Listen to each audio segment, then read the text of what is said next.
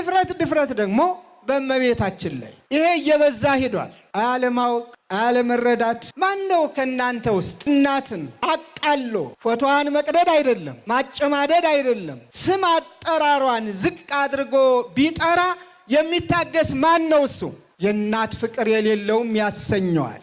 ለዚህም ነው ኦርቶዶክሳውያንም እናታችን ስትነካ ዝም ማይሉ። ልብ አድርጉ። አዲስ አማኞች ሆነው ብቅ ያሉትን ፓስተሮቻችሁንም ጭምር አስታግሱልን። እንደገና በጦርነት ላይ ጦርነት፣ ይልቁንም የሃይማኖት ጦርነት እጅግ የከፋ።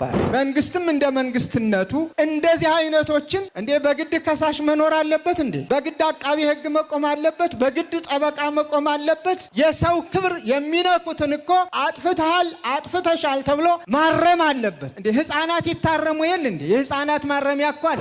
ነው እንዴ? የኢትዮጵያ ቤተክርስቲያን ውለታ መልሱ ማንን ተዋጋች? እጅ ዘርግታ ሁሉንም አማኝ በተቀበለች፣ እንደ ዛሬው ትምህርት ቤቶች ሳይኖሩ ፊደል ባስቆጠረች፣ ጊዜውም በላይ ማንም ማን ላያስቆመን ወደፊት እንድንል እንገደዳለን። ከሃይማኖት ሌላ ምንም የለንም። ምንም ይምጣም እባካችሁ ነገር አትጫሩብን። ከአደባባይ በዓልነት ወደ ቤት እንዲመለስ በክፉ ሴራና ምቀኝነት እዚህ ግቡ የማይባሉ ህፃናት ገና ተወልደው ያላደጉ ሳይቀሩ ራሳቸውን ከመካሪ ካስተማሪ ገና ያለዩ አስተማሪዎቹ ነው የስድብ መለማመጃ አድርገዋት ቤተክርስቲያኒቱን ስም ሲሰጧት እናያለን። ሁላችንም ድርሻችንን ይዘን ከሰራን ሀገራችን ሰላም ይኖራታል።